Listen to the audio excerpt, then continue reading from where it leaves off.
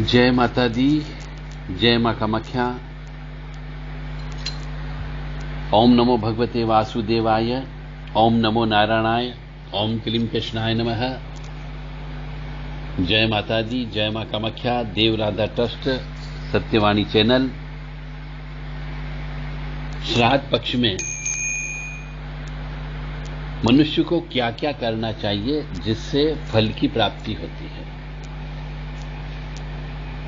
यदि कोई मनुष्य श्राद्ध पक्ष में कुछ भी नहीं करता है, न पितरों को याद करता है और न ही तर्पण करते हैं, न ही पिंडदान करते, न ही दान धर्म करते, न ही जप करते, न ही तप करते हैं, तो उनके भाग्य में अच्छा होने के बावजूद भी अच्छा फल की प्राप्ति नहीं होती, क्योंकि पितृ उस फल को, जो अच्छा फल आपको प्राप्त होने वाला है, उसको रोक सकते हैं। उनके पास ये अधिकार होता है।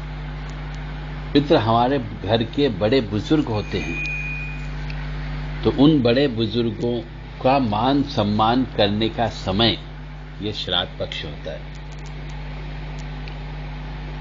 जो थोड़े बहुत भी धर्म प्रेमी होते हैं वो तो ये कार्य करते ही करते हैं, पर वो भी ये कार्य कब करते हैं कि भैया बस मेरे पिताजी का श्राद्ध, दादाजी का श्राद्ध, माताजी का श्राद्ध कर लेते हैं, या कोई भाई मर गया तो उसका श्राद्ध कर लेते हैं।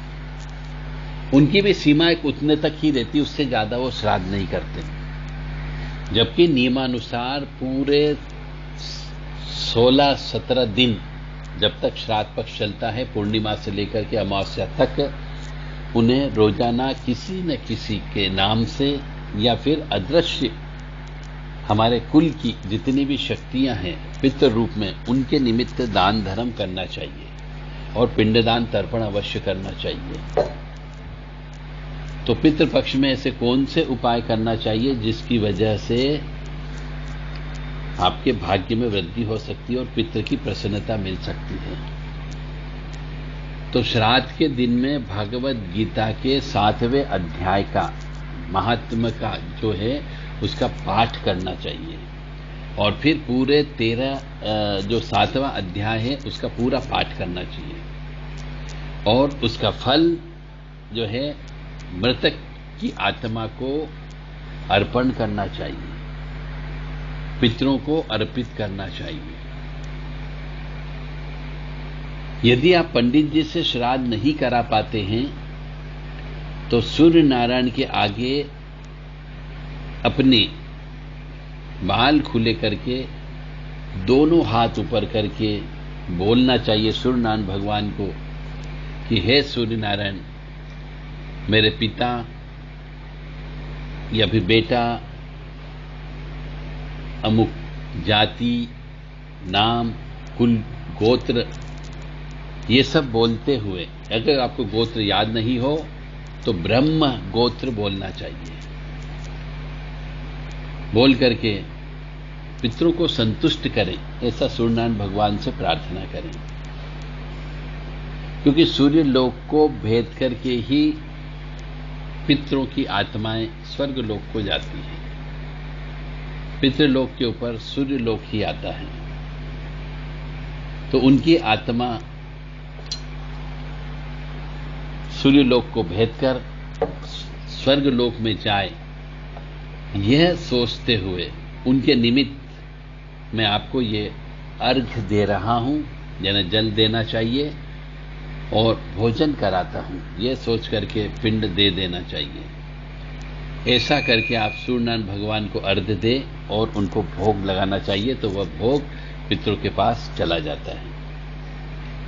श्राद्ध पक्ष में एक माला रोजाना ओम नमो भगवते वासुदेवाय मंत्र की जप करना ही करनी चाहिए, और यह पितृपक्ष में जो भी दान, पुण्य, तर्पण, पिंडदान, जप, तप किया जाता है, ये सब संकल्प लेकर के कि इस 16 दिन में मेरे द्वारा जो भी पुण्य का काम किया गया, ये सब पुण्य मैं अपने पितरों को अर्पित करता हूं, ऐसा सोच करके पितरों को वह सब पुण्य हस्तांतरित कर देना चाहिए, जिससे पितृ प्रसन्न होते हैं। श्राद्ध कर्म करते समय जो श्राद्ध का भोजन कराया जाता है, वह भोजन दिन में 12 बजे के समय या 12 बजे के आसपास भोजन कराना सबसे अति उत्तम होता है। मतलब ब्राह्मण को भी भोजन कराया जाए तो दिन में 12 बजे का समय सबसे अच्छा माना जाता है।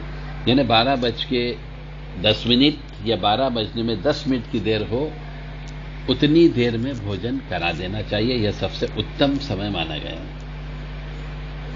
गौशाला में, देवालय में और नदी के तट पर श्राद्ध करना सबसे अच्छा माना जाता है। तो गौशाला में भी करें, पिंडदान तर्पण कर सकते हैं वहां बैठ करके, या फिर बहता पानी हो, या फिर किसी मंदिर में बैठ करके आप कर सकते हो। पीपल के वृक्ष के नीचे बैठ करके भी किया जा सकता है, वट वृक्ष के नीचे बैठ करके किया जा सकता है, कुएं के पास बैठ करके, बावड़ी के पास बैठ करके, जहां पे जलाशय हो वहां पर बैठ करके तर्पण और पिंडदान यानी श्राद्ध कर्म करना चाहिए। इस श्राद्ध पक्ष में सोने के, चांदी के, तांबे के या कांसे के बर्तन में अथवा पलाश के पत्तल में भोजन करना चाहिए और कराना चाहिए। यह सबसे अति उत्तम माना गया है। लोहे के बर्तन यानी मिट्टी के बर्तन यानी स्टील के बर्तन, इन बर्तन का इस श्राद्ध पक्ष में प्रयोग नहीं करना चाहिए, ऐसा शास्त्र कहता है। परंतु आजकल घर में सिर्फ स्टील के ही बर्तन उपलब्ध होते हैं, तो आप बाजार से पलाश के पत्तल दोने लेकर के आएं और उसमें ही भोजन पितरों के निमित्त रखना चाहिए। श्राद्ध के समय क्रोध नहीं करना चाहिए। श्राद्ध के समय घर में अशांति नहीं होनी चाहिए, क्लेश नहीं होनी चाहिए, जल्दबाजी भी नहीं करनी चाहिए, और बहुत सारे लोगों को भी सम्मिलित नहीं करना चाहिए। और आपका अन्यथा ध्यान आपका इधर उधर बट सकता है, आप पितरों का ध्यान नहीं कर पाएंगे। तो जिनके प्रति आप श्रद्धा भाव से, सद्भावना से श्राद्ध कर रहे हैं, अच्छे उद्देश्य से श्राद्ध कर रहे हैं, वो सफल नहीं होता है। इसलिए ज्यादा भीड़ इकट्ठी नहीं करनी चाहिए। और श्राद्ध करते समय किसी भी प्रकार का कोई भी दिखावा नहीं करना चाहिए। जो नियम है, धर्म है, उसके हिसाब से श्राद्ध कर्म करें। अमावस्या, पूर्णिमा, संक्रांति, चतुर्दशी व अष्टमी, रविवार, श्राद्ध और व्रत के दिन स्त्री से दूर रहना चाहिए। श्राद्ध पक्ष में तिल का तेल खाना भी निषिद्ध होता है। तिल का तेल का प्रयोग नहीं करना चाहिए। स्त्री के साथ सोना, उठना, बैठना नहीं चाहिए। और तेल को शरीर पर लगाना भी नहीं चाहिए, तिल के तेल को। श्राद्ध पक्ष में सफेद फूलों का प्रयोग करना चाहिए। पूजा पाठ में लाल पुष्प और काले पुष्प को त्याग देना चाहिए, क्योंकि श्राद्ध पक्ष में पितरों के निमित्त सफेद कपड़े का दान दिया जाता है, सफेद चीजों का दान दिया जाता है, चावल का दान दिया जाता है, सफेद खीर का दान दिया जाता है। तो आपको फूल भी सफेद ही यूज करना है, लाल फूल का प्रयोग नहीं होता है। श्राद्ध करते समय कुश और तिल का प्रयोग करना अनिवार्य होता है। गीता जी का पूरा पाठ ब्राह्मण द्वारा या स्वयं करके गीता जी के पाठ का पुण्य फल जो है अपने पितृ यानी पूर्वजों को देने से भी कल्याण होता है, अपना कल्याण होता है, क्योंकि पितृ प्रसन्न होते हैं और आशीर्वाद देते ही देते हैं। यदि पितरों की मुक्ति हो गई तो आप मान करके चलें कि वो पितृ आपको आशीर्वाद देगा, ताकि वह अगले जन्म के लिए उसकी फाइल तैयार हो जाती है। कई बार देखा गया है कि पितृ प्रेत मरने के बाद जो है आत्मा घर में ही रह जाती है, सिर्फ शरीर को जला करके आ जाते हैं, क्योंकि विधि विधान का आप पालन नहीं करते हो। और ऐसा भी होता है कि यदि किसी व्यक्ति की मृत्यु होने पर हमारे हिंदू सनातन धर्म के अनुसार उस व्यक्ति को घर पे स्नान कराया जाता है। तो स्नान कराते समय यदि घर की कोई स्त्री मासिक धर्म से है और वह भी उस शव को हाथ लगा लेती है, तो फिर मान करके चलिए वह प्रेत आत्मा उस स्त्री के शरीर के अंदर प्रवेश कर जाती है और आत्मा यहीं पर रह जाती, सिर्फ शरीर चला जाता है। इसलिए कहा जाता है कि अशुद्ध स्त्री, रजस्वला स्त्री, मासिक धर्म वाली स्त्री को शव को छूना नहीं चाहिए, स्नान नहीं कराना चाहिए, उसके पास नहीं जाना चाहिए, उसकी परिक्रमा भी नहीं करनी चाहिए। इसलिए कई घरों में हम देखते हैं कि व्यक्ति के मरने के बाद में उसकी आत्मा घर परिवार की ही किसी स्त्री के साथ चिपक जाती है, जो कि उस समय पे, उसके मरते समय, स्नान कराते समय, शव यात्रा के समय पे उसकी परिक्रमा करने से, उसको स्नान कराने से उसके ऊपर वो रह जाती है। इसलिए ऐसा सभी व्यक्ति समझें इसको, और अशुद्ध अवस्था में शमशान नहीं जाना चाहिए। अशुद्ध अवस्था में किसी भी परिवार के सदस्य की मृत्यु होने पर शव को हाथ नहीं लगाना चाहिए, इससे भी पितृदोष की उत्पत्ति हो जाती है। किसी मंदिर के परिसर में पीपल के वृक्ष या वट वृक्ष अवश्य लगाना चाहिए यदि जगह उपलब्ध हो तो, और उसमें पूरे श्राद्ध पक्ष में जल चढ़ाना चाहिए, उसकी सुरक्षा की देखभाल करना चाहिए। और जैसे जैसे वह पीपल का वृक्ष बढ़ता जाता है वैसे वैसे पितृदोष दूर होता जाता है। यह सबसे अच्छा तरीका है। तो मनुष्य को ज्यादा से ज्यादा पीपल का वृक्ष और वट वृक्ष एकादशी के दिन, अमावस्या के दिन या फिर श्राद्ध पक्ष में लगाना चाहिए और उसकी पूरी देख रेख करना चाहिए। ऐसी जगह पर वृक्ष लगाना चाहिए जहां पर उसके कटने की संभावना नहीं हो। आपने वृक्ष लगा दिया और वृक्ष लगने के बाद में 2, 4, 10 साल के बाद, 20 साल के बाद उस वृक्ष को यदि कोई व्यक्ति मंदिर निर्माण के लिए काट देता है मंदिर परिसर में लगाने पर, तो उसी वक्त जब काटा गया ये मान करके चले फिर से आपको पितृदोष की उत्पत्ति हो जाती है। और जो व्यक्ति पीपल के वृक्ष को काटता है उसका वंश का नाश तो होना ही होना है। एक समय के बाद में पूरे परिवार का एक्सीडेंट में, करंट लगने से, जहर पीने से, आत्महत्या करने से मृत्यु हो जाती है। ऐसा हम कई बार देखते हैं कि पूरा का पूरा परिवार एक साथ मिलकर के आत्महत्या करता है। कई बार एक साथ पूरा परिवार किसी कार में बैठा हुआ होता है, ट्रक में बैठा हुआ होता है, बस में होता है और बस का एक्सीडेंट होने पर उसमें से कोई भी नहीं बचता है। तो ऐसी जो घटनाएं होती है, या सभी व्यक्ति करंट लगने से मर जाते हैं, एक साथ मर जाते हैं, तो इसके पीछे का कारण ही केवल पितृदोष होता है कि उनके द्वारा कहीं न कहीं किसी न किसी जमाने में पीपल के वृक्ष को काटा गया था। तो पीपल के वृक्ष को काटने से यह 100% सार्वभौमिक सत्य है कि पूरे कुल का, वंश का नाश होता है। मानो या न मानो, यह पूर्णतः सत्य है। नहीं मानोगे तो वंश का नाश तो होगा ही होगा, कोई नहीं रोक सकता। इसलिए पीपल की रक्षा करें और पीपल को नहीं काटना चाहिए। घर में कुआं हो या पीने का पानी हो, तो जिस जगह मटका रखा जाता, फिल्टर रखा जाता हो, उस जगह पर शुद्धता, स्वच्छता, पवित्रता मेंटेन करना चाहिए। यानी कि मासिक धर्म से युक्त स्त्री को, रजस्वला स्त्री को, एमसी पीरियड वाली स्त्री को, अशुद्ध स्त्री को, उस पीने का पानी जहां पर रहता है, मटका हो, सुराई हो या गगरे रखे हुए हो या फिर फिल्टर रखा हो, उसको हाथ नहीं लगाना चाहिए, क्योंकि वहां पर पितरों का वास माना गया है। वहां पर रोजाना घी का दीपक लगाना चाहिए सूर्यास्त के समय पे, जिससे पितरों की प्रसन्नता होती है।